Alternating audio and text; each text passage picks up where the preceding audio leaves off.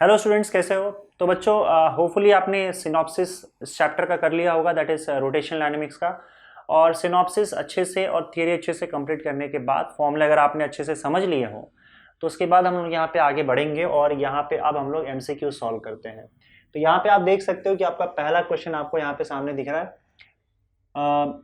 In a uniform circular motion the ratio of tangential to radial acceleration is, देखो non uniform circular motion दिया हुआ है, sorry, और इसमें आपको टेंजेंशियल टू रेडियल एक्सेलरेशन पूछा गया है। तो अगर आपको याद होगा तो मैंने नॉन यूनिफॉर्म सर्कुलर मोशन में बताया था कि दो टाइप का एक्सेलरेशन होता है। एक तो रेडियल एक्सेलरेशन जो कि सेंट्रीपिटल एक्सेलरेशन होता है, इसको दो नाम से जानते हैं हम लोग, या तो रेडियल एक्सेलरेशन बोलो या सेंट्रीपिटल एक्सेलरेशन। उसके तीन फॉर्मूले होते हैं, V square by R, omega into V और ओमेगा स्क्वायर आर। और एक होता है टेंजेंशियल एक्सेलरेशन जिसके दो फॉर्मूले होते हैं, आर अल्फा, ये लिख के दिया आपको मैंने, और डीवी बाई डी टी। इन्होंने दोनों का रेशियो पूछा है, टेंजेंशियल टू रेडियल पूछा है, टेंजेंशियल टू रेडियल। और आप अगर ऑप्शन में देखोगे तो अल्फा वी और आर आ रहा है, तो हम यही वाला फॉर्मूला यूज करेंगे जिसमें अल्फा वी और आर आता है। टेंजेंशियल में आर और अल्फा आ रहा है तो पहला वाला फॉर्मूला में आर और अल्फा आ रहा है, और रेडियल में वी वाला यूज करेंगे क्योंकि फॉर्मूला में वी भी है ऑप्शन में, तो वी वाला पहला ही है, वी स्क्वायर बाय आर। तो रेडियल एक्सेलरेशन का वी स्क्वायर बाय आर वाला फॉर्मूला यूज करेंगे, आर ऊपर चला जाएगा तो R square alpha by V square हो जाएगा। R square alpha by V square is your option C. ठीक है, आगे बढ़ते हैं नेक्स्ट क्वेश्चन की तरफ। देखो अगला क्वेश्चन क्या है, van is moving with the speed of 108 kilometre per hour on a level road where the coefficient of friction between the tyres and the road is 0.5। तो एक लेवल रोड है, इसका मतलब हॉरिजॉन्टल सर्कुलर रोड है, I guess देखना पड़ेगा, curvature दिया हुआ है, हाँ, तो हॉरिजॉन्टल रोड है, उसमें वो किस स्पीड से जा रहा है, 108 किलोमीटर पर आवर। आंसर आपको मीटर में दिया हुआ है तो उसको मीटर में कन्वर्ट करना पड़ेगा। अब देखो किलोमीटर पर आवर को मीटर पर सेकेंड में कन्वर्ट करना है तो आपको 5/18 से डिवाइड करना पड़ता, मल्टीप्लाई करना पड़ता है। देखो ये 5/18 कैसे आएगा, अगर आपको नहीं पता है तो किलोमीटर टू मीटर में जाने के लिए आपको पता है 1000 से मल्टीप्लाई करो, और नीचे आर है तो एक घंटे में 3600, तो 1000/3600 करोगे तो आपको 5/18 आ जाएगा। और अगर आपको सपोज करो मीटर पर सेकेंड से किलोमीटर पर आवर में जाना है तो आपको 18/5 से मल्टीप्लाई करना होगा। ये बात थोड़ा ध्यान में रखना, कन्वर्जन के लिए आसान होगा। तो आई थिंक 18 6 108 होता है if I am not wrong. 18 6 table यार भूल गया हूँ, बचपन में पढ़ा था। 8 6 48, हाँ भाई 18 6 108 सॉरी, अरे यार ये क्या किया, 18 6 108, तो 18 1 18 6 तो 6 5 30, इसका मतलब वो 30 मीटर पर सेकेंड की स्पीड से चला रहा है गाड़ी। ठीक है, आगे बढ़ते हैं। Coefficient of friction, coefficient of static friction ले लेते हैं यहाँ पे 0.5 जो कि दे के रखा है इन्होंने। For the safe driving of the when the minimum radius of curvature of the road shall be. Minimum radius of curvature कितना चाहिए सेफ ड्राइविंग के लिए? सेफ ड्राइविंग के लिए हमारा वी मैक्स का स्पीड, ये जो स्पीड होगा आपका जो दे के रखा हुआ है, ये हमारा मैक्सिमम स्पीड हो जाएगा। मैक्सिमम स्पीड आपका 30 मीटर पर सेकेंड अगर हम लें तो हमारा जो रेडियस होगा वो मिनिमम हो जाएगा, क्योंकि देखो आपका जो मैक्सिमम सेफ स्पीड है फ्लैट रोड पे, क्योंकि लेवल रोड दिया हुआ है ना, फ्लैट रोड हॉरिजॉन्टल रोड पे, वो होता है μs इंटू आर इंटू जी। तो देखो जितना ज्यादा आर होगा उतना ज्यादा आपका वी मैक्स होगा। अगर वो इस स्पीड से चला रहा है तो इस स्पीड के लिए जो भी आपका रेडियस होगा एटलीस्ट इतना रेडियस तो होना ही चाहिए। तो मिनिमम रेडियस पूछ रहा है, मतलब इतना रेडियस है, तो इससे ज्यादा रेडियस रहेगा तो भी चल जाएगा, पर इस स्पीड के लिए एटलीस्ट इतना रेडियस तो होना चाहिए ताकि वो इस स्पीड पे चला पाए। तो आपको बस ये आर रेडियस निकालना है, और क्या, तो निकाल लो। वी मैक्स का वैल्यू देके रखा है 30 is equal to under root, इसका वैल्यू 0.5 हो जाएगा, आर इंटू जी का वैल्यू कुछ बोला लेने के लिए, जी का वैल्यू अगर नहीं बोला है, लेट्स से कि यहाँ पे ऑप्शन के हिसाब से आपका परफेक्ट ऑप्शन आ रहा है, डेसिमल में नहीं आ रहा है, तो मेरे हिसाब से जी का वैल्यू 10 लोगे तो बेटर पड़ जाएगा। तो जी का वैल्यू हम लोग 10 मीटर पर सेकेंड स्क्वायर ले लेते हैं। ऑप्शन देख के ले रहा हूँ मैं, क्योंकि ऑप्शन में कोई डेसिमल नहीं आ रहा है, मतलब जी का वैल्यू 10 लेंगे तो बेटर होगा। दोनों तरफ स्क्वायर कर दो, 30 का स्क्वायर जो होता है वो कितना होता है, 900 होता है। तो 900 इज इक्वल टू 0.5 इंटू 10 5 हो जाएगा, 5 इंटू आर, तो आर का वैल्यू 900 डिवाइडेड बाई 5, तो 5 1 5, 5 8 40, यस परफेक्ट आ गया 180 metre, that is our option. Okay, next question. The relative angular speed of hour hand and second hand of a clock is, यहाँ पे दिया हुआ है आपका रेडियन पर सेकेंड में चाहिए आपका relative angular speed. Angular speed मतलब एंगुलर वेलोसिटी आप मान के चल सकते हो, एंगुलर वेलोसिटी का मैग्नीट्यूड। देखो रिलेटिव का मतलब क्या होता है, अगर आपको याद होगा तो रिलेटिव स्पीड की अगर हम बात करें, relative speed of A with respect to B, तो उसका फॉर्मूला क्या होता था, V A minus V B. Relative speed ऐसे ही निकाला जाता है, ठीक है, एक के रिस्पेक्ट में दूसरा, तो हम निकालते हैं V A minus V B, ठीक है, साइन कन्वेंशन के साथ। वैसे ही अगर मैं रिलेटिव एंगुलर स्पीड की बात करूं, रिलेटिव एंगुलर स्पीड एक का विथ रिस्पेक्ट टू दूसरा, तो क्या हो जाएगा आपका omega A minus omega B. Omega A angular velocity या एंगुलर स्पीड क्या होता है आपका, ओमेगा होता है, तो omega A minus omega B. तो आपको क्या करना है, angular speed of hour hand का ओमेगा निकाल लो और सेकेंड एंड का ओमेगा निकालो और माइनस कर दो। तो आप एक काम करो, आर एंड के लिए पहले हम निकालते हैं ओमेगा। आर एंड के लिए कितना आएगा, आर हैंड, इसके लिए जो भी ओमेगा आ रहा है उसके लिए हम लोग ओमेगा ए मान लेते हैं ना। ओमेगा का फॉर्मूला क्या होता है बताओ, ओमेगा का फॉर्मूला होता है theta upon T, angle upon angular displacement upon time. अगर मान लो आर एंड है आपके पास, अगर वो आर एंड है तो हम एक पूरा एक कंप्लीट सर्कल ले लेते हैं। कंप्लीट सर्कल के लिए थीटा का वैल्यू कितना होगा, 360 डिग्री होगा, that is 2 pi radian, 360 degree. और टाइम क्या होगा बताओ, अगर मैं आर एंड ले रहा हूं, थीटा अपॉन टी लिख देते हैं पहले, तो थीटा अपॉन टी। एक कंप्लीट सर्कल के लिए अगर मैं यहाँ पे 2 पाई ले रहा हूँ एंगल, तो आर एंड पूरा एक चक्कर कितने टाइम में लगाता है बताओ। जैसे मान लो 12 बज रहे हैं, वापस से 12 जो है वो 12 घंटे बाद बजेगा, तो ये आर एंड जो है या 1 बज रहा है, वापस से 1 कब बजेगा, पूरे 12 घंटे के बाद। तो आर एंड जो होता है वो पूरा 1 घंटा लेगा, ठीक है, पूरा 1 घंटा, सॉरी 12 घंटा लेगा पूरा एक चक्कर काटने में। तो 12 घंटा लेगा, इसका मतलब क्या, टाइम क्या हो जाएगा, 12 hours, time will be 12 hours. एक काम करते हैं यहाँ पे, क्योंकि आपका आंसर सेकंड में देके रखा है, रेडियन पर सेकंड में पूछा है, तो मुझे एक बात बताओ कि 1 घंटे में कितने सेकंड होते हैं। अब ये बात ध्यान रहे कि 1 सेकंड में आपका 3600 सेकंड होता है, ठीक है। तो अगर 1 घंटे में 3600 सेकंड होता है, तो इसका मतलब 12 घंटे में कितना हो जाएगा बताओ, 12 मल्टीप्लाइड बाय 3600 सेकेंड। तो ये आपका आ गया omega A, that is hour hand का। उसी तरीके से अगर मैं सेकेंड हैंड की बात करूं, सेकेंड हैंड, तो सेकेंड हैंड के लिए हम लोग ओमेगा बी ले लेते हैं। ओमेगा बी का वैल्यू क्या आ जाएगा, omega B will be equal to theta upon T again. Theta तो इसके लिए भी सेम होगा, पूरा एक चक्कर में मतलब 2 पाई रेडियन कवर करेगा, 2 पाई रेडियन कवर करेगा। और टाइम क्या होगा बताओ, सेकेंड हैंड पूरा 1 मिनट लगाता है, 1 मिनट मतलब 60 second, 2 pi upon 1 minute, 1 minute मतलब 60 सेकेंड, तो 2 पाई डिवाइडेड बाय 60 हो जाएगा। ओके, क्लियर है। तो ये आपका ओमेगा बी आ गया, लेकिन सेकेंड हैंड का। आर एंड सेकेंड हैंड, अब हमको चाहिए क्या, रिलेटिव स्पीड चाहिए, मतलब omega A minus omega B.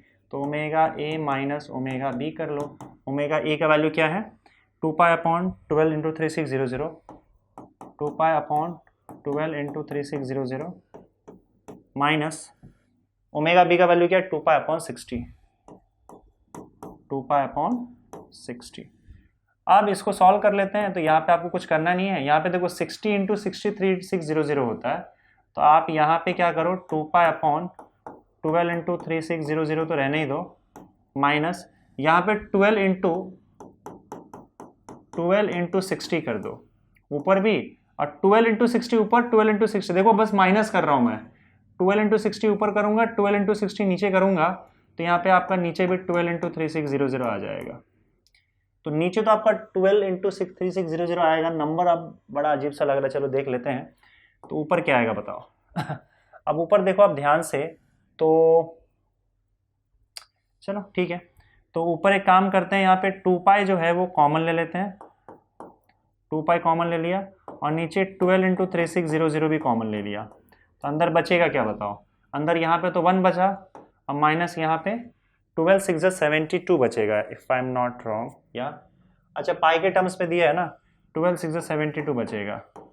हाँ तो यहाँ पे आपका 720 आ गया, बाकी तो कॉमन लेके रखा हुआ है। 720 माइनस 1, अच्छा 2 1 से 2, 2 6 से 12, तो यहाँ पे देखो 6 6 से 36 और 6 से 18 19 20 21, तो नीचे डिनोमिनेटर में आपका 21 आ जाएगा। बस अब कैलकुलेशन वाली बात हो गई है, 21 0 0 आ जाएगा, इधर पाई तो है ही, और साथ ही यहाँ पे 719 आ जाएगा।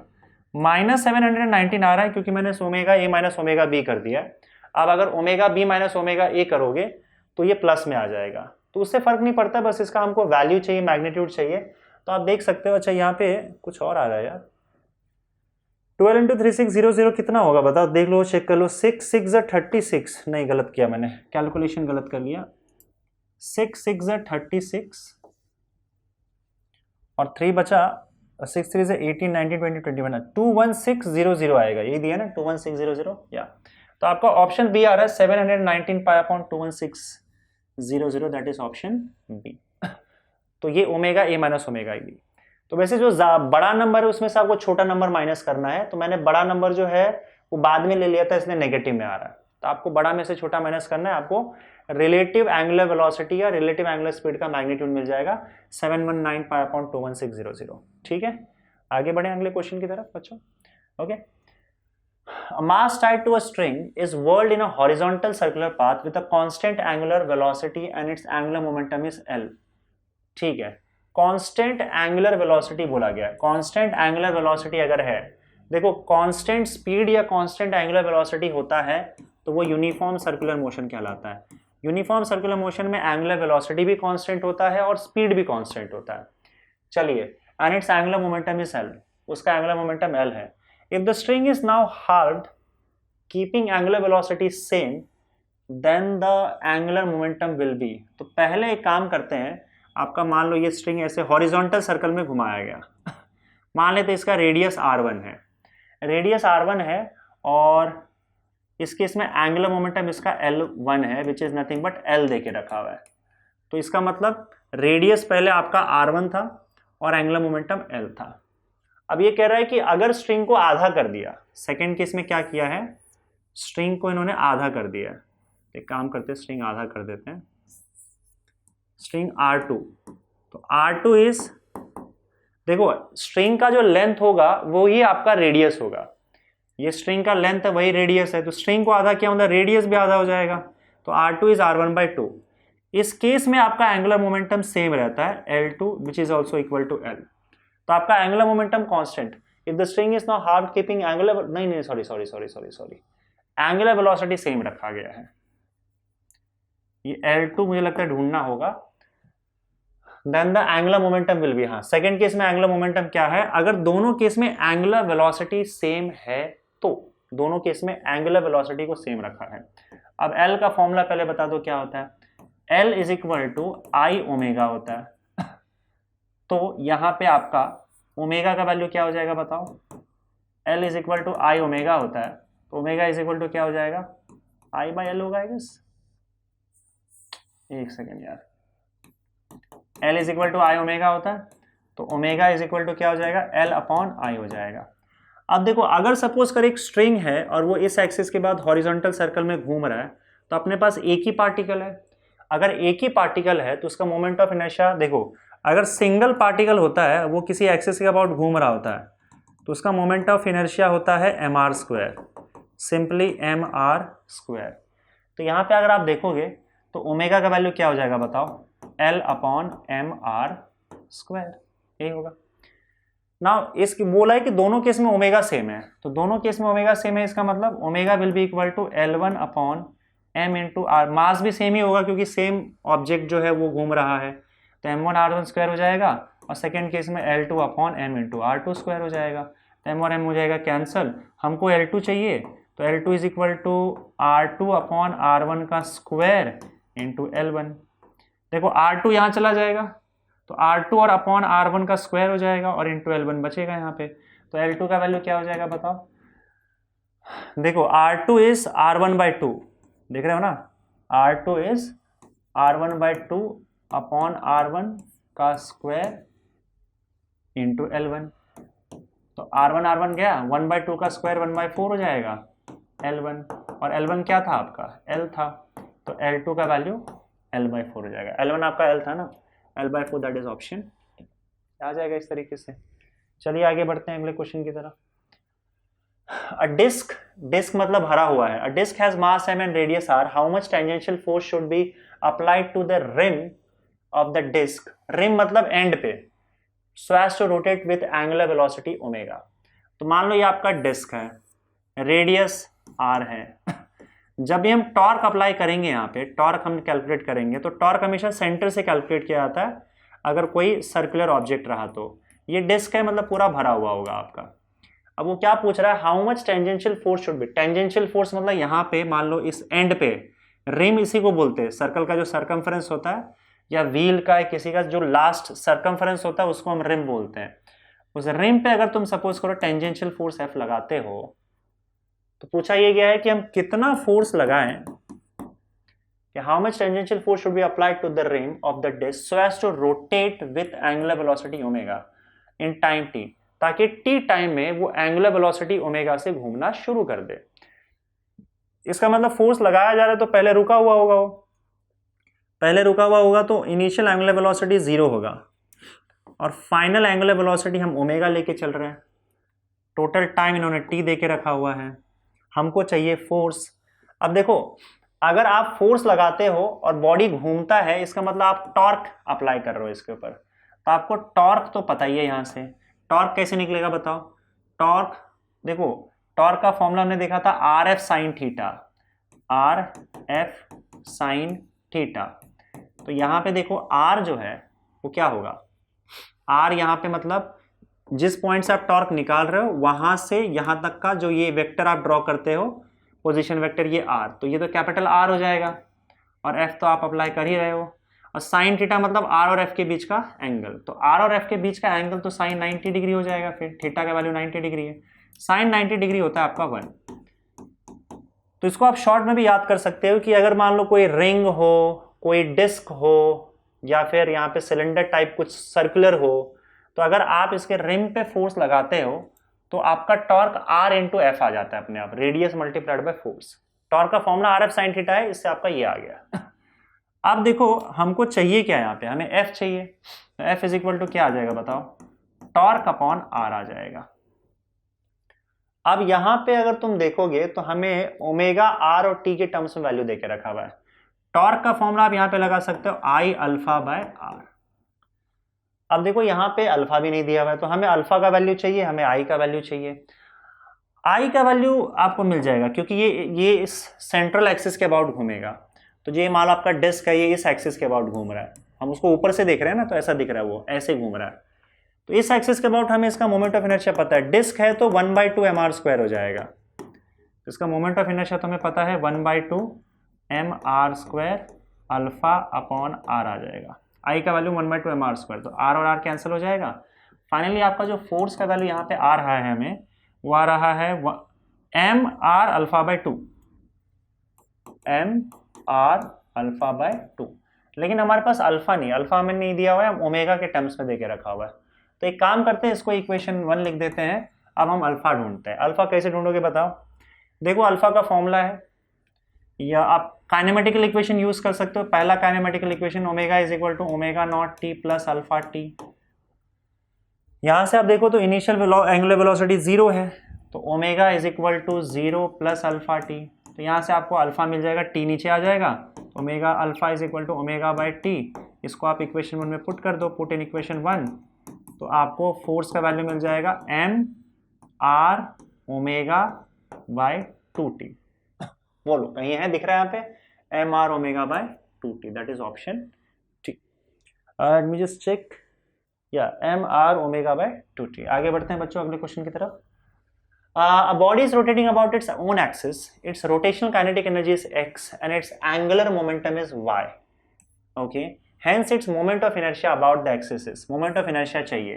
देखो क्या बोला गया, its rotational kinetic energy. Rotational kinetic energy is x. Its angular momentum मतलब L. Angular momentum जो है वो है y. Hence its moment of inertia. तो इसका moment of inertia क्या होगा। अब इन तीनों में रिलेशन देखते हैं। देखो रोटेशनल काइनेटिक एनर्जी का फॉर्मूला होता है हाफ आई ओमेगा स्क्वायर। आपको एल चाहिए, ओमेगा नहीं चाहिए हमको, ओमेगा की जगह पे एल चाहिए, क्योंकि ई आर एल और आई के बीच में, ई आर आई तो है, यहाँ पे एल चाहिए हमें। तो एल का फॉर्मूला क्या होता है बताओ, L is equal to I omega होता है। तो यहाँ से ओमेगा का वैल्यू निकाल लो, let this be equation 1। Omega का वैल्यू आपका आ जाएगा एल अपॉन आई। तो आप क्या करोगे बताओ, इस एल अपॉन आई को सब्स्टिट्यूट कर दो इक्वेशन 1 में, पुट इन इक्वेशन 1। तो आपको रोटेशनल काइनेटिक एनर्जी का फॉर्मूला मिल जाएगा हाफ आई। ओमेगा की जगह पे क्या डालोगे, एल बाय आई। ओमेगा की जगह पे एल बाय आई मतलब L square by I square. तो एक आई कैंसिल हो जाएगा, तो आपको रोटेशनल काइनेटिक एनर्जी का फॉर्मूला मिल जाएगा, ऊपर एल स्क्वायर है नीचे 2i है, एल स्क्वायर अपॉन 2i। ये आप फॉर्मूला याद ही रख लेना, काम का फॉर्मूला है। Rotational kinetic energy is equal to L square upon 2i, L angular momentum, I moment of inertia. ये डायरेक्ट याद होता आपको, ये डायरेक्ट फॉर्मूला आपको याद रखना है, तो आपको ये सब करने की जरूरत नहीं पड़ती। एल स्क्वायर अपॉन 2i आपके ही नोट डाउन कर लेना अपने फॉर्मूला लिस्ट में। रोटेशनल काइनेटिक एनर्जी का एक और फॉर्मूला होता है एल स्क्वायर अपॉन 2i। डाल दो, एल की जगह पे वाई स्क्वायर, ई आर की जगह पे एक्स, तो X is equal to Y square upon 2, और आई हमको चाहिए तो 2i, तो आई यहाँ पे आ जाएगा, तो I will be equal to Y square upon 2x। ये आपका फॉर्मूला आ गया, moment of inertia Y square upon 2x, that is option. ठीक है, करेक्ट। चलें आगे बढ़े नेक्स्ट क्वेश्चन की तरफ।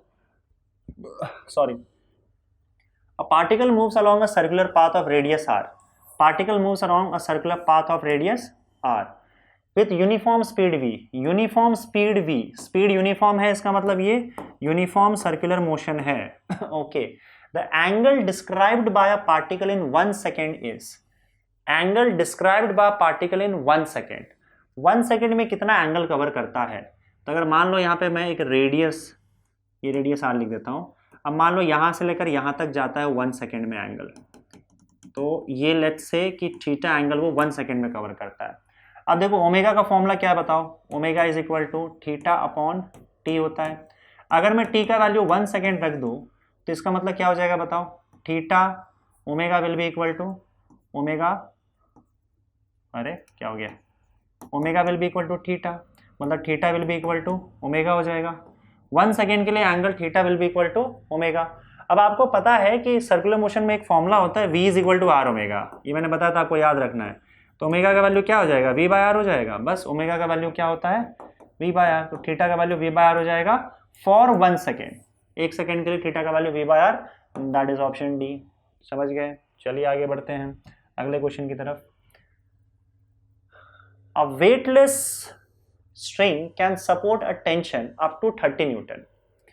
अगर एक वेटलेस स्ट्रिंग है, मतलब स्ट्रिंग में कुछ नहीं लगाया है, और मतलब वेटलेस मतलब मासलेस स्ट्रिंग, वही हल्का सा स्ट्रिंग जो है, उसमें आप 30 न्यूटन तक का टेंशन डाल सकते हो। मतलब कहने का ये है कि अगर मान लो आपके पास स्ट्रिंग है, जो भी स्ट्रिंग की बात कर रहा है, इसमें अगर आपने 30 न्यूटन तक का फोर्स लगाया, ना 30 न्यूटन तक का वेट अटैच किया, तो जितना वेट इसमें अटैच करोगे उतना ही इसके अंदर ऊपर की ओर टेंशन डेवलप हो जाएगा। तो ये 30 न्यूटन तक के वेट को बर्दाश्त कर सकता है, 30 न्यूटन तक का टेंशन इसके अंदर सपोर्ट कर सकता है। इसका मतलब 30 न्यूटन तक का ये वेट भी बर्दाश्त कर सकता है। या मान लेते हैं इसके अंदर 30 न्यूटन का टेंशन है, टेंशन मैक्सिमम टेंशन जो ये जा सकता है वो 30 न्यूटन तक जा सकता है। इससे ज़्यादा टेंशन अगर इस पर लगाओगे तो ये रस्सी टूट जाएगी, ऐसा कहने का मतलब है। चलिए ठीक है। A stone of mass 0.5 kg is tied to its one end। Stone जिसका मास 0.5 kg है उसके एक एंड पे बांध दिया, एक सिरे से बांध दिया गया है, and is revolve in a circular path of radius 2 metre, और उसे सर्कुलर पाथ में घुमाया जा रहा है, रेडियस 2 मीटर। अब देखो रेडियस मतलब इसका लेंथ ही हो गया, इसका लेंथ जो होगा वही रेडियस होगा जब घुमाया जाएगा तो in a vertical plane. Then the maximum angular velocity of the stone will B.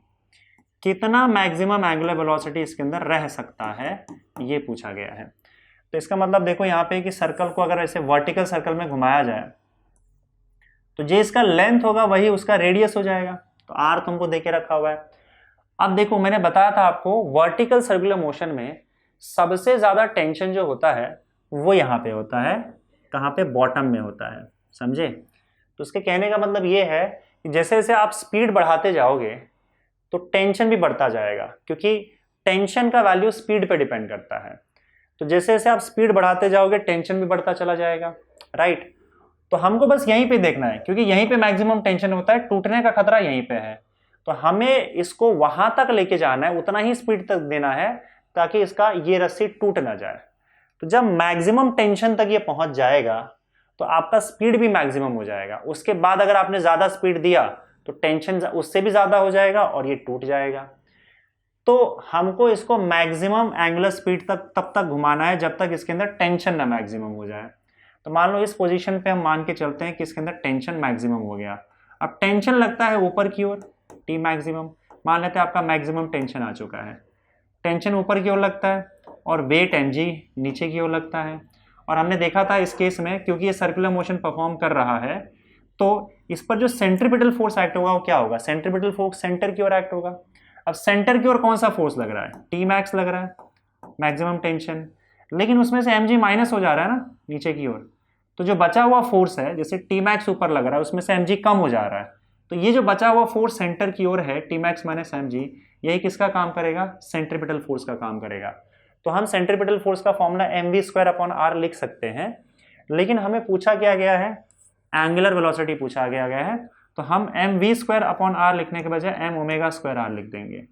अब ध्यान दो, मैंने बताया था कि आपके स्पीड पे या एंगुलर स्पीड पे इसका टेंशन डिपेंड करता है। जैसे जैसे आप ओमेगा बढ़ाते जाओगे टेंशन बढ़ता जाएगा, क्योंकि आप मैक्सिमम टेंशन तक पहुंच गए हो तो आपकी एंगुलर वेलोसिटी भी मैक्सिमम तक पहुंच गई है। इससे ज़्यादा अगर आप एंगुलर वेलोसिटी दोगे उसको तो फिर टेंशन भी बढ़ जाएगा, और इससे ज़्यादा टेंशन बढ़ा तो टूट जाएगा।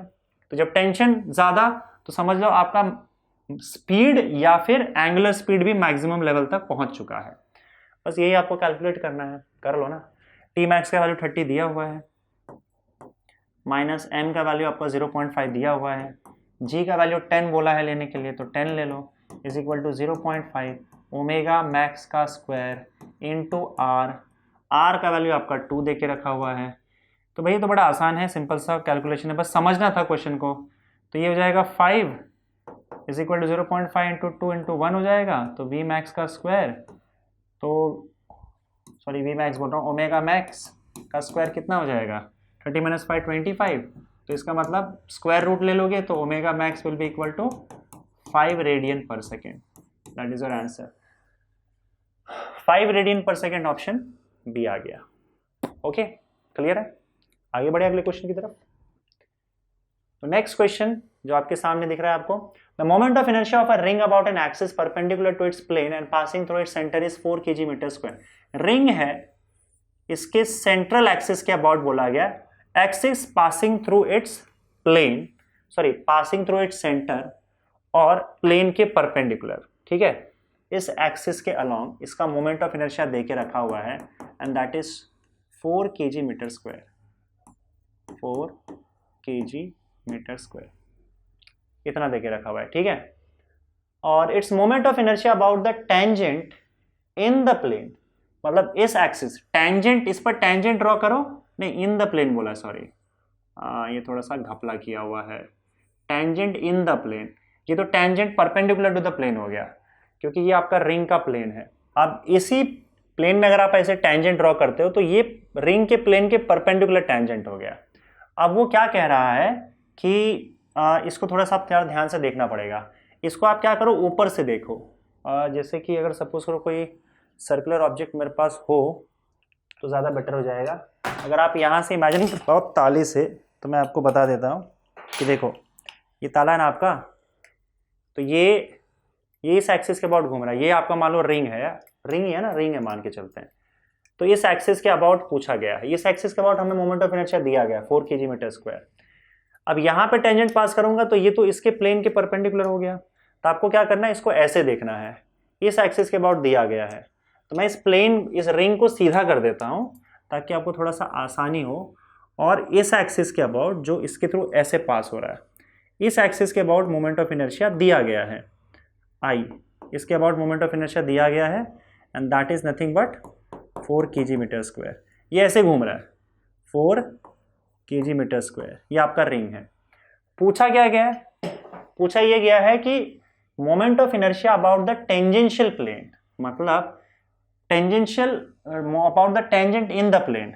अब ये जो रिंग का प्लेन है, इसके प्लेन के अंदर जो टेंजेंट बनेगा, इस एक्सिस के अबाउट मोमेंट ऑफ इनर्शिया क्या होगा, ये बताओ। बड़ा इंटरेस्टिंग क्वेश्चन है। तो आपको क्या करना होगा, आपको पहले मोमेंट ऑफ इनर्शिया ढूंढना होगा इसके डायमीटर के अबाउट। डायमीटर के अबाउट मोमेंट ऑफ इनर्शिया मिल गया तो आप क्या कर सकते हो, फिर यहाँ पे पैरेलल एक्सिस थ्योरम यूज कर सकते हो। तो हम अगर इसके डायमीटर के अबाउट ढूंढ लें, हमें पूछा इसके अबाउट गया है, अगर आप देखोगे तो इसके अबाउट पूछा गया है, आई टी लिख लेते हैं इसको, ये आई टी पूछा गया है हमें, इस टेंजेंट के अबाउट पूछा गया है। देखो इसको अगर ऊपर से देखोगे तो आपको ऐसा दिखेगा। तो हमें क्या करना है, इस डायमीटर के अबाउट पहले ढूंढ लेना है, ठीक है। इस डायमीटर के अबाउट, डायमीटर के अबाउट मैं ऑलरेडी रिंग का निकाल के रख चुका हूं, लेकिन मैं फिर आपको एक्सप्लेन कर देता हूं, थोड़ा सा क्वेश्चन घुमाया हुआ है।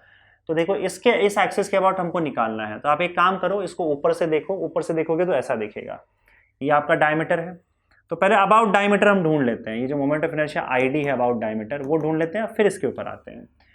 तो अगर मान लो आपके पास रिंग है ऐसे, इसका एक डायमीटर ये हो गया, एक डायमीटर ये हो गया, और ये उसके परपेंडिकुलर हो गया। ये मोमेंट ऑफ इनर्शिया हमें पता है, और ये आपका देके रखा हुआ है 4 kg metre square, 4 kg metre square, देख रहे हो 4 kg मीटर स्क्वायर।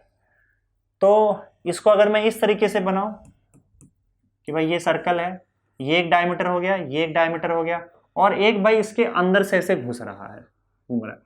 तो इसको ऊपर से, इसको अगर सपोज करो ऐसे पलट दोगे तो ये बन जाएगा, इसको फिर ऐसे फ्लैट करके रख दोगे तो ये बन जाएगा। ये ऐसे घूम रहा है और ये आपका ऐसे घूम रहा है। हमें ये मोमेंट ऑफ इनर्शिया पता है। तो प्लेन के परपेंडिकुलर जो होता है उसे हम आई जेड ले लेते हैं। तो ये मोमेंट ऑफ इनर्शिया क्या हो जाएगा, आई जेड। बाकी एक को आप ले लो आई वाई और दूसरे को ले लो आई एक्स। और क्योंकि तीनों एक दूसरे के परपेंडिकुलर, यहाँ पे भी क्या होगा बताओ, यहाँ पे आपका आई वाई हो जाएगा, ये आई एक्स हो जाएगा, और इसके परपेंडिकुलर आपका आई जेड जा रहा है, ठीक है, अंदर की ओर। तो हमारे पास परपेंडिकुलर एक्सिस थ्योरम है, और आई जेड और आई वाई और आई एक्स वो दोनों अबाउट डायमीटर ही है, ठीक है, ये दोनों अबाउट डायमीटर है। हम दोनों को आई डी लिख देते हैं। तो यहाँ पे आपका परपेंडिकुलर एक्सिस थ्योरम अगर आप यूज करो तो according to perpendicular axis theorem I Z is equal to I X plus I Y होता है। आई जेड का वैल्यू हमें पता है 4, और ये दोनों का वैल्यू आई डी हो जाएगा। तो इस तरह से आपका 4 is equal to 2 I D हो जाएगा, और आई डी का वैल्यू आपके पास 2 आ गया kg मीटर स्क्वायर। तो अबाउट डायमीटर हमें मोमेंट ऑफ इनर्शिया पता चल चुका है, अबाउट डायमीटर पता चल चुका है, ठीक है। अब हम यहाँ पे क्या करेंगे, देखो अब ये वाला पार्ट कहाँ चला गया है, एक सेकेंड, क्या किया मैंने, अबाउट डायमीटर हमें पता चल चुका है। तो हम ये वाला पार्ट पे देखेंगे, इसको मैं फिर से यहाँ पे ड्रॉ कर लेता हूँ। हमें चाहिए क्या बताओ, रिंग के प्लेन के टेंजेंशियल, ये वाला अबाउट डायमीटर हमें पता चल चुका है। तो ये डायग्राम अगर मैं फिर से यहाँ पे बनाऊं तो ये हो गया अबाउट डायमीटर, और ये हमें पता है कि 2 है। हमें इसके अबाउट चाहिए था which is nothing but I T, right.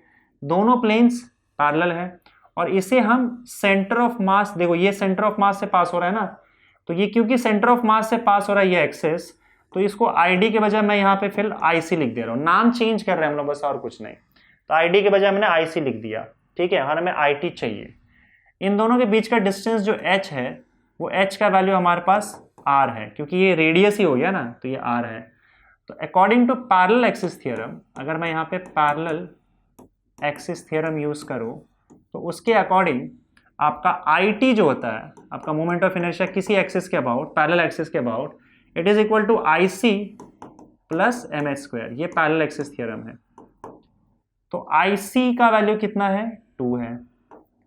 इसका मास देके रखा हुआ है क्या, मास मास मास मास नहीं दिया हुआ है, मास नहीं दिया है तो कैसे चलेगा, रुको एक second. Moment of inertia of a ring about इस moment of inertia about the tangent in the plane is, tangent, चलो ठीक है देखते हैं, m लिख देते हैं सीधा, और एक काम करते हैं h का वैल्यू r लिख देते हैं पहले, r स्क्वायर। यहाँ पे इसकी जरूरत नहीं पड़ेगी, क्वेश्चन घुमाया गया। देखो अब देखो इस एक्सिस के अबाउट जो रिंग का मोमेंट ऑफ इनर्शिया होता है, ये जो दिया हुआ है, वो एक्चुअली में mr² होता है, मतलब ये मैं आई लिख देता हूँ यहाँ पे, that is 4 kg/m²। Central axis के अबाउट जो मोमेंट ऑफ इनर्शिया होता है वो mr² होता है, तो रिंग का mr² होता है, तो इसका मतलब mr² का वैल्यू भी क्या दे के रखा हुआ है, 4 दे के रखा हुआ है। या फिर आप यहाँ पे, तो ये आपका mr² का वैल्यू क्या हो जाएगा बच्चों बताओ, 4 हो जाएगा।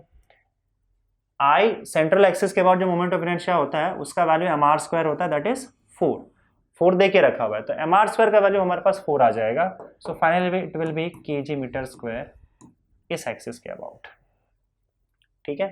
So that will B 6 kg/m²। घुमाया गया क्वेश्चन, पहले तो सेंट्रल एक्सिस के अबाउट दे के रखा हुआ है, और उसके बाद फिर आपको क्या पूछा है, रिंग के प्लेन में जो टेंजेंट आता है उसके अबाउट। तो हमने क्या किया, ये तुम्हारा रिंग है, तो पहले क्या किया, परपेंडिकुलर एक्सिस थ्योरम से हमने अबाउट डायमीटर निकाल लिया, ये अबाउट डायमीटर निकाला, तो उसके बाद फिर क्या किया, पैरेलल एक्सिस थ्योरम, इसको सीधा कर दोगे तो अबाउट डायमीटर निकालो, तो पैरेलल एक्सिस थ्योरम से हम लोगों ने इस पैरेलल एक्सिस के अलाउंग में मोमेंट ऑफ इनर्शिया निकाल लिया, दैट इज 6 kg/m²।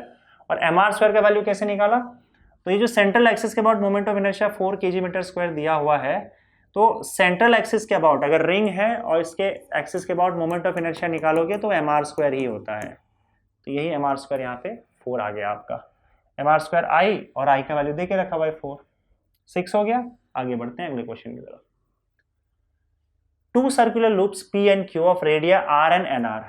तो एक p है, इसका रेडियस r है, दूसरा q है, इसका रेडियस nr है।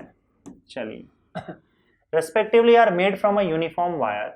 Moment of inertia of q about its axis is 4 times that of p about its axis. अब ये लूप है, इसका मतलब क्या, लूप है इसका मतलब ये रिंग है, क्योंकि बीच में कुछ पूरा खाली है ना, लूप है इसका मतलब सिंपल वायर का लूप होगा, तो ये रिंग जैसा काम होगा। तो पहले केस में p का हम लोग रेडियस r मान के चलेंगे, और अबाउट इट्स एक्सिस बोला, इट्स एक्सिस मतलब यही, ये इसका सेंट्रल एक्सिस हो जाएगा, और Q वाले का रेडियस nr है, तो इसका ये एक्सिस वापस हो जाएगा, तो ये दोनों इस एक्सिस के अबाउट घूम रहे हैं, ठीक है। बोला क्या गया, moment of inertia of Q, moment of inertia मान लो IQ है, और about it axis is 4 times that of P, और यहाँ का मोमेंट ऑफ इनर्शिया IP है, तो IQ जो है वो 4 टाइम्स IP है, ऐसा बताया गया ठीक है। और रिंग का मोमेंट ऑफ इनर्शिया क्या होता है, about its own axis, ring का moment of inertia about central axis होता है mr², m मास है और r रेडियस है। तो ऐसे केस में वैल्यू ऑफ n इज, हमको n का वैल्यू चाहिए, तो IQ देखते हैं यहाँ पे, IQ क्या हो जाएगा बताओ, मोमेंट ऑफ इनर्शिया क्या हो जाएगा इसका, mr² का यूज करोगे, तो यहाँ पे मान लेते हैं इसका मास जो है mq, इसका मास mq है, r² मतलब nr² हो जाएगा, mr² तो mnr² हो जाएगा, is equal to 4 times IP r², तो यहाँ पे इसका मास mp ले लेते हैं इंटू r², क्योंकि इसका रेडियस क्या है, r है, तो यहाँ पे फाइनली आपका क्या हो जाएगा, mq into n² is equal to 4 mp into r², r² तो यहाँ से हो जाएगा कैंसिल, और हमें चाहिए n का वैल्यू, तो n² का वैल्यू आपको मिल जाएगा 4 mp/mq। ना यहाँ पे देखो, मुझे लगता है दोनों जो लूप बनाया है वो शायद सेम मटेरियल का बनाया रहेगा, ये यार अच्छा नहीं दिख रहा, आई थिंक सेम मटेरियल का बनाया होना चाहिए, तो दोनों का डेंसिटी सेम हो जाएगा। 2 circular loops p and q of radia r and nr respectively are made from a uniform wire. अच्छा, एक ही वायर से बना है, एक ही वायर से बना है, तो दोनों का डेंसिटी सेम होगा। नाउ देखो, डेंसिटी इज इक्वल टू आपको पता है मास अपॉन वॉल्यूम होता है, तो मास इज इक्वल टू क्या हो जाएगा बताओ, डेंसिटी इंटू वॉल्यूम हो जाएगा।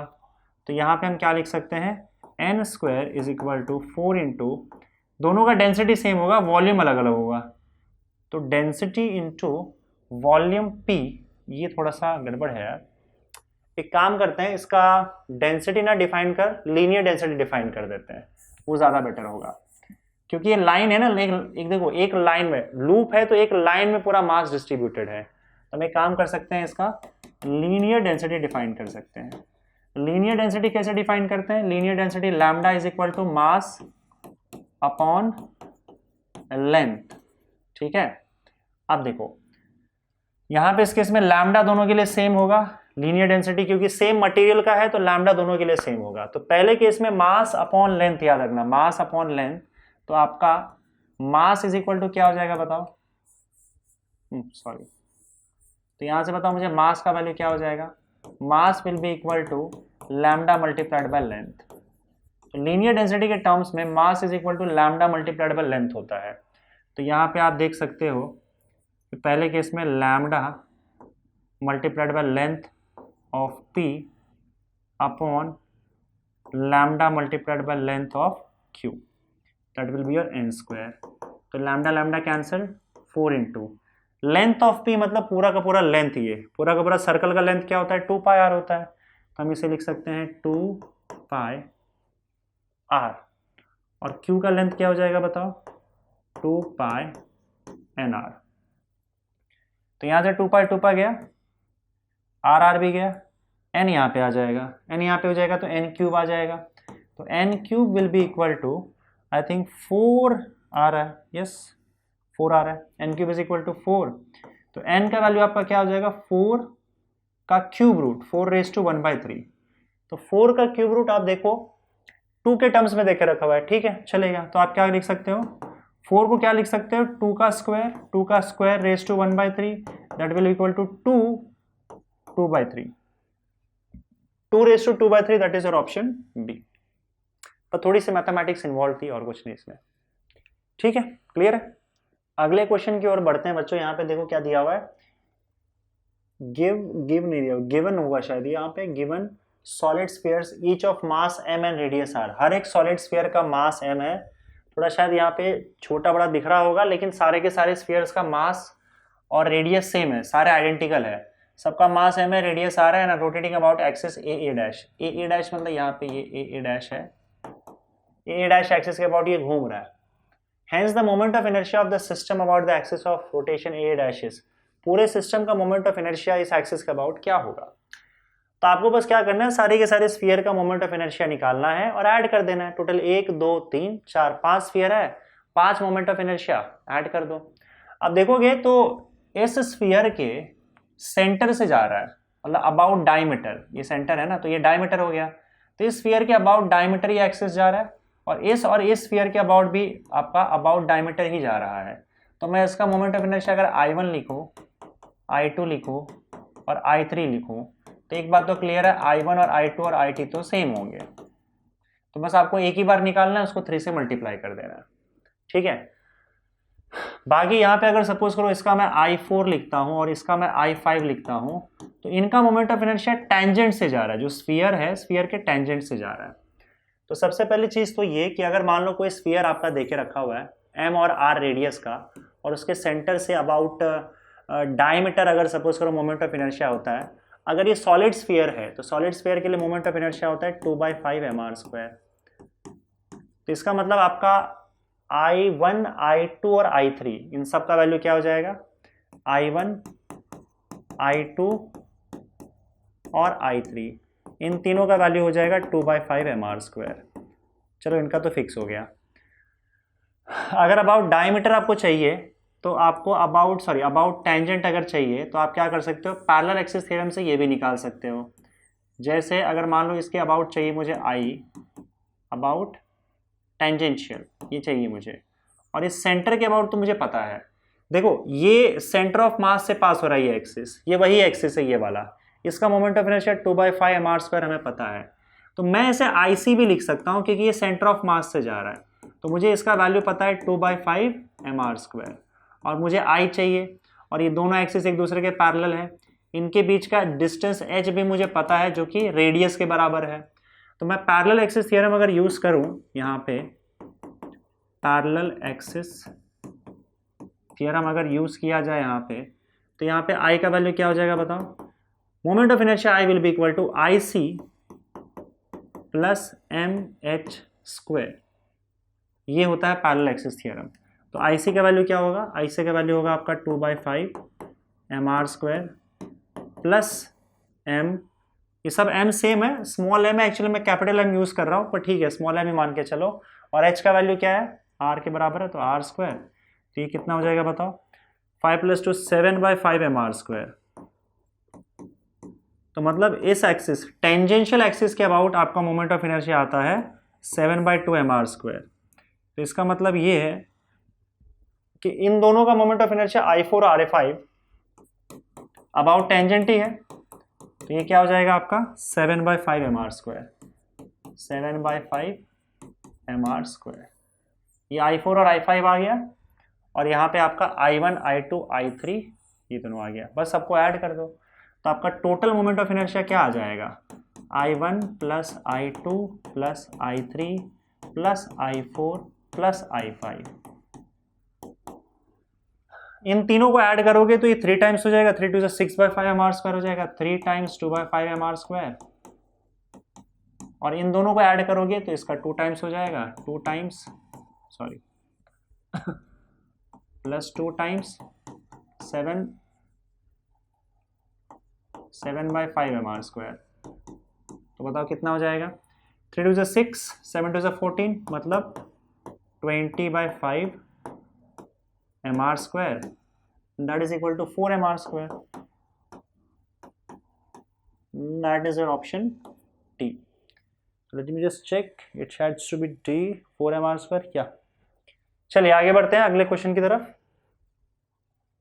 ऐसे क्या दिया हुआ यहाँ पे, consider a body shown in the figure consisting of 2 identical balls each of mass m connected by a light rigid rod. तो ये 2 मास m है, इसको एक लाइट रिजिड रॉड से, लाइट है इसका मतलब उसका कोई मास नहीं है, आप ऐसा मान के चल सकते हो, इसे कनेक्ट कर दिया गया, उसका लेंथ L है। अब उसमें क्या बोला गया, if an impulse J = mv, mass into velocity, इतना इम्पल्स मतलब जब आप बहुत झटके में कोई फोर्स दे देते हो और सामने वाले को मोमेंटम दे देते हो, momentum mass into velocity, momentum दे देते हो, तो उसे हम इम्पल्स कहते हैं। इम्पल्स है मतलब आप समझ लो कि इसको मोमेंटम दे दिया गया, इसका मास m है ना, तो इसको वेलोसिटी v दे दिया गया, ऐसा मान के चलो। m × v दिया गया मतलब v वेलोसिटी दे दिया गया है, और v लीनियर वेलोसिटी लिखा हुआ भी है, is imparted to the body at one of its ends, एक एंड पे ऐसे झटका मार के दे दिया गया। What would be its angular velocity. अब देखो आप झटके में इसको v वेलोसिटी दे दोगे तो ये दोनों ऑब्जेक्ट घूमेगा, ये यहां से अगर घूम रहा है तो उतनी वेलोसिटी से ये भी घूमना चालू कर देगा, ये अपने जगह पे तो होगा नहीं, दोनों कनेक्टेड है। तो इन शॉर्ट आपका जो बॉडी है वो कुछ ऐसा होगा कि एक बॉडी यहाँ पे, एक बॉडी यहाँ पे, ये v वेलोसिटी से ऊपर जा रहा है, ये v वेलोसिटी नीचे जा रहा है, और इस सेंट्रल एक्सिस के अबाउट ये घूमना चालू कर देंगे, ऐसे ये ऐसे रोटेट होना चालू कर देंगे। तो ये आपका एक्सिस है जहां से घूम रहा है, यहाँ से इस ऑब्जेक्ट का डिस्टेंस L/2 हो जाएगा, इस ऑब्जेक्ट का डिस्टेंस L/2 हो जाएगा, क्योंकि दोनों के बीच का डिस्टेंस L है, समझे। बोला ये गया है what would be its angular velocity, इसका एंगुलर वेलोसिटी क्या होगा। तो पहली बात तो ये कि अगर एंगुलर वेलोसिटी हमें जानना है तो एंगुलर वेलोसिटी का फॉर्मूला होता है L = I × ओमेगा। अब इसका ओमेगा क्या होगा, देखो मोमेंट ऑफ इनर्शिया पहले ढूंढ लेते हैं। मोमेंट ऑफ इनर्शिया क्या होगा बताओ, या पहले I ढूंढ लेते फिर ओमेगा ढूंढ लेते, दोनों को इसमें सब्स्टिट्यूट कर देंगे, ठीक है। तो एंगुलर मोमेंटम ही पूछा है ना, what would be its angular velocity पूछा है, sorry what would be its angular velocity. तो एंगुलर वेलोसिटी पूछा है तो L = I ओमेगा होता है, तो ओमेगा = L/I पकड़ के चलो, तो हम L निकालते हैं, I निकालते हैं और दोनों को सब्स्टिट्यूट कर देते हैं तो ओमेगा मिल जाएगा। अब L क्या है यहाँ पे, अच्छा यहाँ पे दिक्कत ये है कि ये भी L मान ली, ये भी L मान लिया है, तो एक काम करो इसको स्मॉल l मान लो, ये एंगुलर मोमेंटम है, ये क्या है एंगुलर मोमेंटम, तो मैं इसको LA लिख देता हूँ। LA is nothing but angular momentum, नहीं तो कंफ्यूजन क्रिएट हो जाएगा, लेंथ और एंगुलर मोमेंटम में कंफ्यूजन क्रिएट हो जाएगा, तो मैंने इसको LA लिख दिया, एंगुलर मोमेंटम। अब एंगुलर मोमेंटम कैसे निकालते हो, देखो सिंगल पार्टिकल है, तो मैंने आपको बताया था कि सिंगल पार्टिकल का एंगुलर मोमेंटम कैसे निकालते हैं, जिस पॉइंट से वो घूम रहा है, अगर वो घूम रहा है तो वही पॉइंट लेना है, उस पॉइंट से अगर मान लो आपका डिस्टेंस r है, ये पॉइंट है ना, इस पॉइंट से एंगुलर मोमेंटम निकाल रहे हैं, तो मान लो ये इस डायरेक्शन में जा रहा है और उसके पास अगर मोमेंटम मास इनटू वेलोसिटी है और आपको जिस पॉइंट से मोमेंटम निकालना है उस पॉइंट से वहां तक एक वेक्टर r ड्रॉ कर दो, ठीक है। अगर r और p के बीच में एंगल थीटा है तो इस पॉइंट के अबाउट एंगुलर मोमेंटम जो आपका बनता है वो बनता है आपका R into P into sine theta, ये फॉर्मूला है आपका एंगुलर मोमेंटम का किसी एक पार्टिकल के लिए, आर पी साइन थीटा। तो हम देखेंगे यहाँ पे दो पार्टिकल है और इसके अबाउट हम मोमेंट ऑफ इसके अबाउट हम इसके एक्सिस के अबाउट हम इसका एंगुलर मोमेंटम ढूंढेंगे। तो एंगुलर मोमेंटम दो दो हो जाएगा, ठीक है, एक तो इस पार्टिकल का होगा और एक इस पार्टिकल का होगा। और देखो कि अगर दोनों सेम डायरेक्शन में रोटेट कर रहे हैं क्या, क्लॉकवाइज या एंटी क्लॉकवाइज। अब अगर ये घूम रहा है तो ये भी क्लॉकवाइज घूम रहा है, सॉरी एंटी क्लॉकवाइज घूम रहा है, और अगर ये घूम रहा है तो ये भी एंटी क्लॉकवाइज घूम रहा है। अगर दोनों सेम सेंस में घूम रहा है तो दोनों एंगुलर मोमेंटम का जो डायरेक्शन होगा वो भी सेम होगा। देखो होता क्या, याद रखना कि एंगुलर मोमेंटम एक वेक्टर क्वांटिटी है। एंगुलर मोमेंटम एक वेक्टर क्वांटिटी होने की वजह से अगर आप अलग अलग एंगुलर मोमेंटम को ऐड कर रहे हो तो डायरेक्शन का ध्यान देना जरूरी है। अगर मान लो ये यहां घूम रहा होता और ये यहां घूम रहा होता उल्टे डायरेक्शन में, तो हम इसका एंगुलर मोमेंटम फिर नेगेटिव ले लेते हैं क्योंकि दोनों का डायरेक्शन उल्टा है। ये बात समझना, एंगुलर मोमेंटम या फिर टॉर्क दोनों क्योंकि वेक्टर क्वांटिटी है, निकालते समय आपको ध्यान देना होगा कि दोनों सेम डायरेक्शन में घूम रहे हैं तो डायरेक्टली ऐड करो, ऑपोजिट डायरेक्शन में घूम रहे हैं तो वेक्टर है तो आपको माइनस करना पड़ेगा मैग्नीट्यूड। तो हम पहले इसका एंगुलर मोमेंटम निकाल लेते हैं। क्या होता है बताओ, R P sine theta. R मतलब जहां से निकाल रहे हो वहां का डिस्टेंस, वहां का डिस्टेंस क्या है, L/2 आर हो गया। और P मतलब क्या, इसका मोमेंटम। अब इसका मोमेंटम क्या होगा बताओ, इसका मोमेंटम क्या होता है, P इज इक्वल टू क्या होता है, मास इंटू वेलोसिटी। तो फाइनली आपका L का फॉर्मूला क्या बनेगा, mLv इंटू साइन थीटा, ऐसा समझ लो। तो मास m है और इसको वेलोसिटी v देके गया, देकर रखा है। अब देखो मोमेंटम वेलोसिटी के डायरेक्शन में ही होता है, तो अगर वेलोसिटी मतलब यहाँ पे है तो मोमेंटम भी इसी डायरेक्शन में होगा। मोमेंटम और r के बीच में जो एंगल बनेगा वो थीटा होगा। तो यहाँ पे आपका साइन 90 डिग्री हो जाएगा क्योंकि r और p के बीच में एंगल 90 डिग्री बन रहा है। देख रहा r और p जहां से निकाल रहे हैं वहां से आपका डिस्टेंस r हो गया, ये हो गया r, और p ऊपर की ओर जहां वेलोसिटी है वहां पे आपका p हो जाएगा। r p के बीच में एंगल 90 डिग्री बन रहा है, ये इस पार्टिकल का हो गया। चलो प्लस करेंगे क्योंकि दोनों का डायरेक्शन सेम है। देखो इसका भी वही सेम चीज हो जाएगा, r यहां जा रहा है, r मतलब L/2, m इंटू वी मतलब p इस डायरेक्शन में, ठीक है। और साइन थीटा, तो साइन थीटा में आपका देखो वापस फिर से 90 डिग्री आ गया, तो साइन 90 डिग्री, इस केस में भी साइन 90 डिग्री। साइन 90 डिग्री आपको पता है 1 होता है, तो mv/2 प्लस mv/2, तो ये क्या हो जाएगा mvl। तो ये टोटल आपका एंगुलर मोमेंटम हो गया। एंगुलर मोमेंटम का वैल्यू तो हमको मिल गया, इक्वेशन 2। बात करेंगे मोमेंट ऑफ इनर्शिया की, आई भी चाहिए ना हमको। तो मोमेंट ऑफ इनर्शिया तो सीधा मैंने बताया था, अगर एक सिंगल पार्टिकल दिया है तो एक्सिस से उसका डिस्टेंस जो भी होगा, सिंगल पार्टिकल का अगर मास m है और इस एक्सिस के अबाउट वो घूम रहा है और डिस्टेंस r है, तो मोमेंट ऑफ इनर्शिया सीधा mr² होता है, सिंगल पार्टिकल का mr²। तो इसका क्या हो जाएगा बताओ, m r² मतलब L/2 का स्क्वायर, L/2 का स्क्वायर, अब प्लस इसका क्या हो जाएगा m L/2 का स्क्वायर। तो टोटल मोमेंट ऑफ इनर्शिया क्या हो जाएगा बताओ, ml²/4 plus ml²/4 that is equal to ml²/2। ml²/4 plus ml²/4 क्या हो जाएगा, ml²/2। तो मोमेंट ऑफ इनर्शिया भी आ गया ml²/2, दिस इज इक्वेशन 3। तो हमें एंगुलर मोमेंटम भी आ गया, मोमेंट ऑफ इनर्शिया भी आ गया, दोनों पुट 2 and 3 इन इक्वेशन 1। तो पुट 2 and 3 इन इक्वेशन 1। तो आप देखो इक्वेशन 1 क्या है आपका, omega is equal to LA/I, तो omega is equal to angular momentum upon I, और एंगुलर मोमेंटम का वैल्यू क्या है mvl और इसका ml²/2। तो mvl ml²/2, m और m गया 2 पर चला जाएगा, तो 2v और एक l भी चला जाएगा, 2v/l, ये आपका आंसर आ जाएगा angular velocity omega, 2v/l option C. ठीक है, चलिए आगे बढ़े। नेक्स्ट क्वेश्चन क्या है, देखो, a solid sphere of radius r has mass m। ठीक है, सॉलिड स्फीयर है, रेडियस r है, मास m है। The moment of inertia of a solid sphere about an axis at a distance r/2 from the centre is, हाँ solid sphere, अच्छा ठीक है समझा। तो एक सॉलिड स्फीयर देके रखा हुआ है, सॉलिड स्फीयर भरा हुआ है, इसका रेडियस r है, ठीक है रेडियस r है, ये पूरा रेडियस r है और इसका मास m है, ठीक है मास m है। The moment of inertia of a solid sphere about an axis at a distance r/2 from the centre.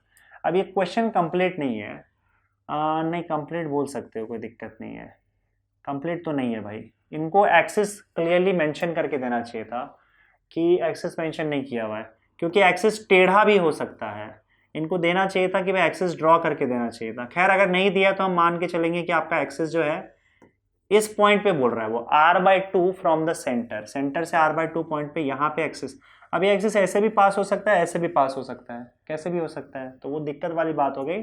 पर ठीक है, कुछ नहीं दिया है तो हम यही एज्यूम करके चलेंगे कि हमारा एक्सिस ऐसा है। इस एक्सिस के अबाउट आपको मोमेंट ऑफ इनर्शिया ढूंढना है। अब देखो इसके सेंट्रल एक्सिस के about diameter moment of inertia आपको पता है, अगर ये सॉलिड स्फीयर है तो ये होता है 2/5 mr², हम लिख चुके हैं, और क्योंकि ये सेंटर से जा रहा है तो उसको मैं IC लिख सकता हूँ। तो एक्सिस आपका ये हम मान के चलेंगे कि वो ऐसे ही एक्सिस देके रखा हुआ है, उसी हिसाब से हम निकालेंगे, लेकिन क्वेश्चन कंप्लीट नहीं है, एक्सिस यहाँ पे क्लियर नहीं है। अगर ये एक्सिस टेढ़ा होता तब दिक्कत हो जाती, ठीक है, टेढ़ा होता तो उस पॉइंट पे शायद वो आंसर सही नहीं बैठता। खैर ठीक है चलो छोड़ो जाने दो, तो यही मान के चलेंगे हम लोग कि ऐसा एक्सिस है आपका, और इसके बीच का जो डिस्टेंस है ये h, ये हमें देके रखा हुआ है, सेंटर से इस एक्सिस का डिस्टेंस कितना दिया हुआ है r/2, इसका मतलब h का वैल्यू आपका r/2 देके रखा हुआ है। दोनों एक्सिस पैरेलल है, एक सेंटर ऑफ मास से पास हो रहा है, तो आप पैरेलल एक्सिस थ्योरम यूज कर सकते हो।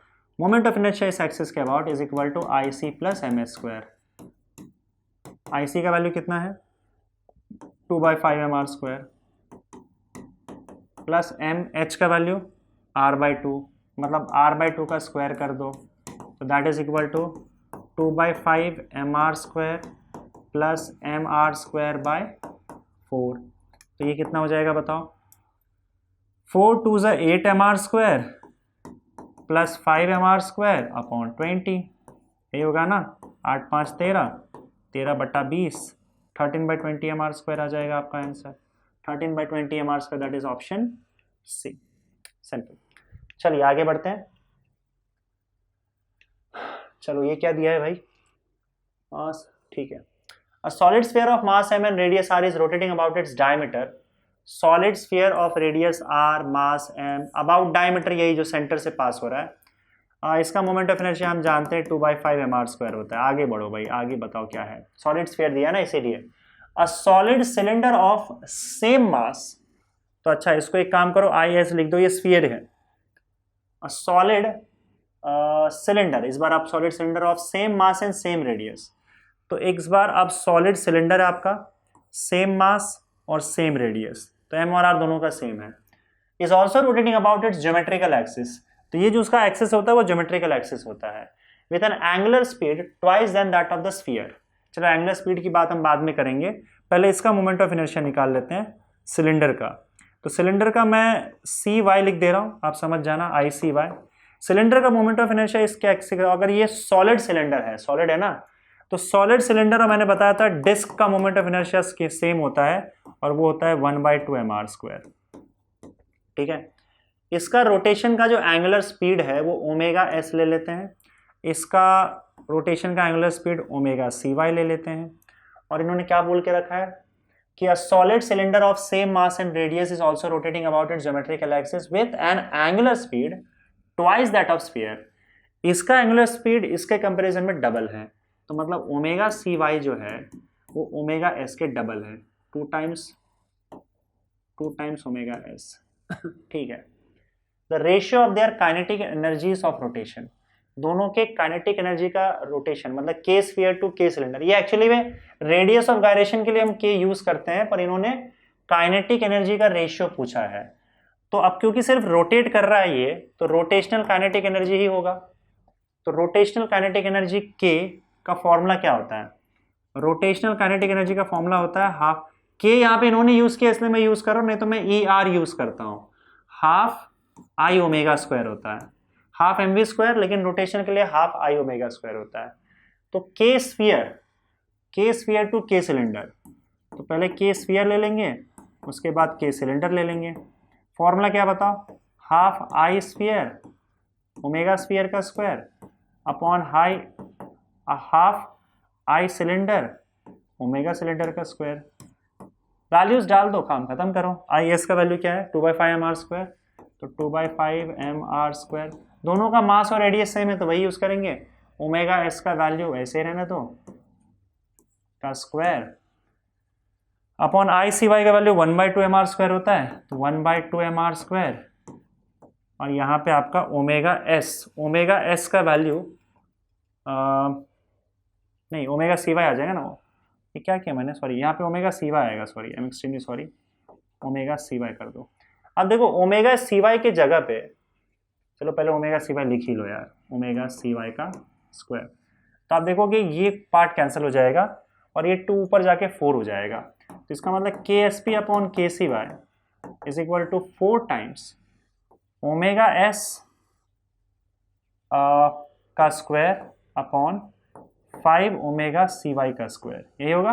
देखो 2 ऊपर जाके 4 हो जाएगा, 4/5 ना, सी ओमेगा सी वाई के जगह पे आप क्या लिख सकते हो 2 ओमेगा एस, तो ये हो जाएगा आपका 4 ओमेगा एस का square upon 5 omega C Y की जगह 2 ओमेगा एस लिखोगे और स्क्वायर कर दोगे तो 2 का स्क्वायर 4 हो जाता है, 4 ओमेगा एस का स्क्वायर।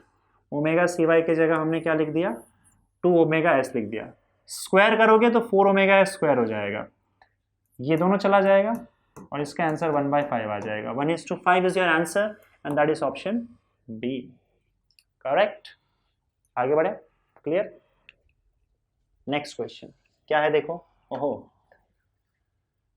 देखो के मतलब क्या होता है, रेडियस ऑफ गायरेशन होना चाहिए, K has to be radius of gyration, इधर इन्होंने डायरेक्टली के लिखा हुआ है, but it has to be radius of gyration.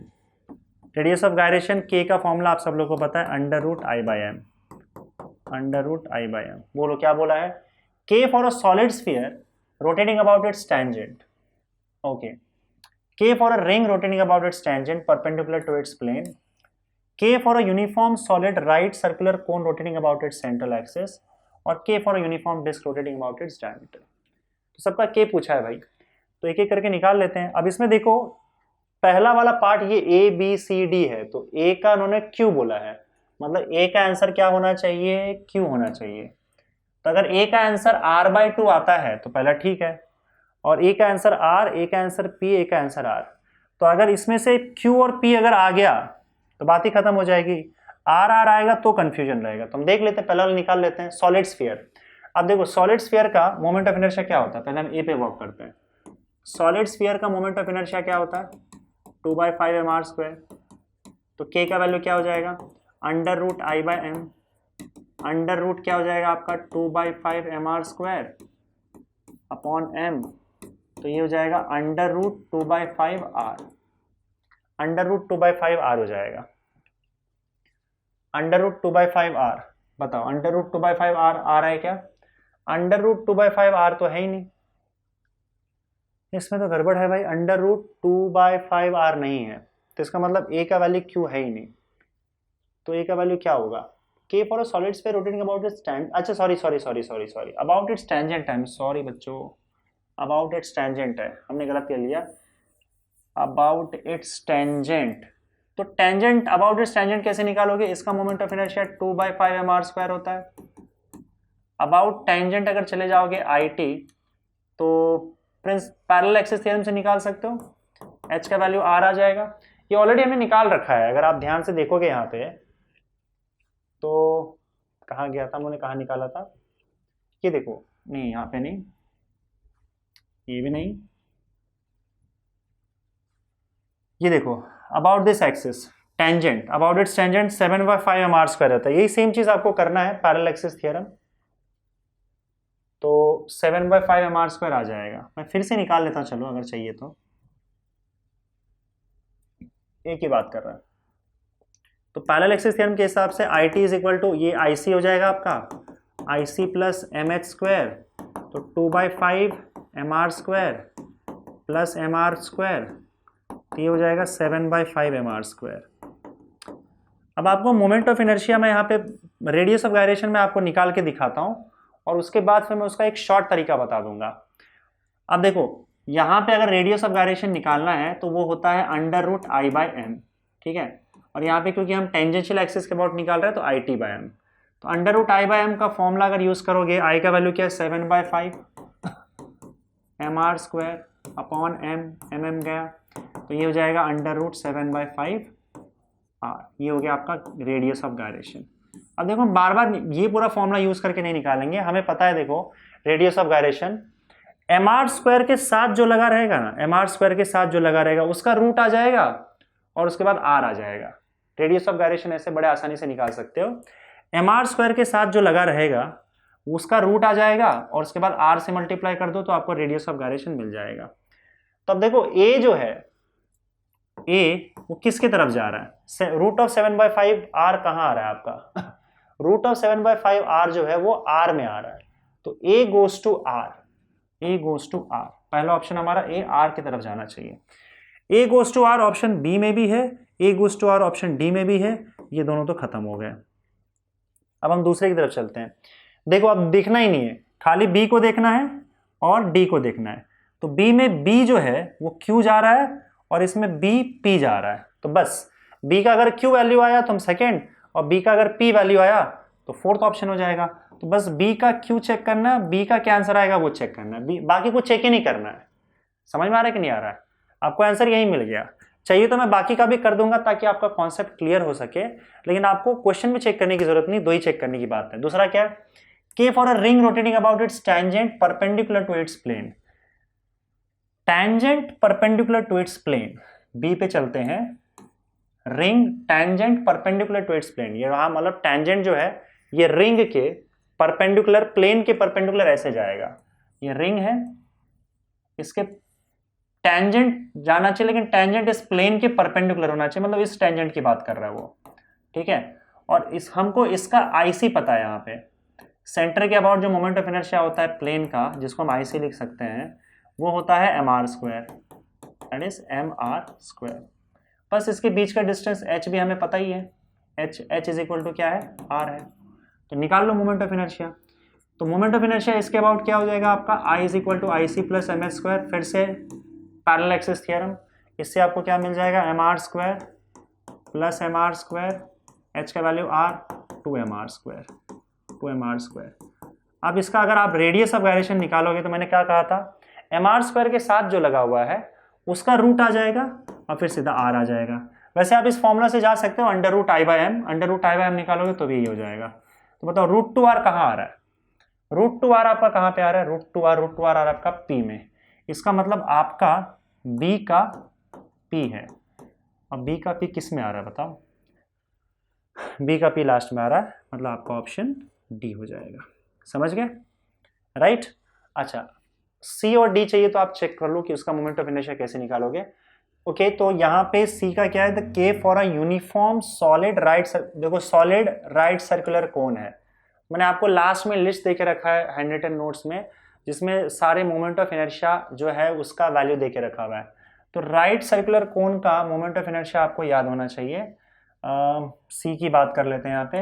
Right circular cone आपका ये कोन होता है और ये सॉलिड कोन है, तो इसका जो मोमेंट ऑफ इनर्शिया होता है अबाउट दिस एक्सिस वो होता है आपका 3/10 mr²। तो 3/10 mr² है, तो k का वैल्यू √I/m कर लो। तो मैं तो डायरेक्ट लिख रहा हूँ, मुझे पता है कि इसका जो mr² के साथ लगा है उसका रूट आ जाएगा और मल्टीप्लाइड बाय r आ जाएगा। तो भाई ये c हो गया, √3/10r, √3/10r कहाँ पे आ रहा है, s में आ रहा है, तो इसका मतलब c का s आना चाहिए, और c का s इसी फॉर्मूले में होगा क्योंकि ये सही है ना, ये वाला सही है, तो d में ही आपको दिख जाएगा सब कुछ। c का s दिख रहा है, यस c का s दिख रहा है। और लास्ट वाला d का क्या है, d का q ही आना चाहिए, d का q ही आएगा। देखो कैसे, k for a uniform disc rotating about its diameter, uniform disc rotating about its diameter. अब देखो डिस्क अगर एक डायमीटर के अबाउट, डिस्क है ये, अबाउट डायमीटर अगर घूम रहा है तो इसका मोमेंट ऑफ इनर्शिया हमने परपेंडिकुलर एक्सिस थ्योरम से निकाला था। अगर नहीं तो एक बार एक काम करते, फिर से निकाल लेते हैं। मान लो ये डिस्क है, इसका मुझे इस एक्सिस के अबाउट मोमेंट ऑफ इनर्शिया पता है, and that is equal to ½ mr। Disc के लिए ½ mr² होता है, अगर मुझे अबाउट डायमीटर निकालना है, हम निकाल चुके, थियरी में बता चुका हूं मैं अबाउट डायमीटर, तो अबाउट डायमीटर एक पास करो और दूसरा डायमीटर भी पास कर दो। इसको हम मान लेंगे IX, इसको मान लेंगे IY, और दोनों क्या है ID है अबाउट डायमीटर। और ये आपका हो जाएगा, क्योंकि परपेंडिकुलर है डिस्क के, तो जो परपेंडिकुलर एक्सिस होता है उसे हम IZ बोलते हैं। तो by perpendicular axis theorem, perpendicular axis theorem अगर यहाँ पे हम यूज करें तो फॉर्मूला क्या होता है आपका, IZ is equal to IX plus IY। IZ का वैल्यू हाफ mr² और IX प्लस IY दोनों ID है, तो 2ID हो जाएगा। तो यहाँ से आप देखोगे 2 यहाँ आ जाएगा और ID का वैल्यू mr²/4 हो जाएगा, या 1/4 mr²। ID का वैल्यू 1/4 mr²। तो अबाउट डायमीटर डिस्क का मोमेंट ऑफ इनर्शिया आप याद कर सकते हो, आधा हो जाता है, सेंट्रल एक्सिस का आधा हो जाता है, 1/4 mr²। तो यहाँ से √I/m अगर आप निकालोगे, रेडियस ऑफ गायरेशन √ID/m निकालोगे, तो आपका मोमेंट ऑफ इनर्शिया क्या आ जाएगा, mr² के साथ लगा है उसका रूट, तो √1/4 इंटू r, और √1/4 क्या हो जाएगा, 1/2 हो जाएगा r। 1/2 r मतलब r/2। तो r/2 देखो कहाँ पे लगा हुआ है, r/2 आपका यहाँ पे आ रहा है, q में आ रहा है, तो इसका मतलब आपका d का q ही आएगा, d का आ रहा है q, वही लास्ट में दिया हुआ है। तो ये भी मैंने कंफर्म कर लिया, बाकी सारी चीजें। इस तरीके से आपका मोमेंट ऑफ इनर्शिया जो है वो चारों का चारों हमने निकाल लिया।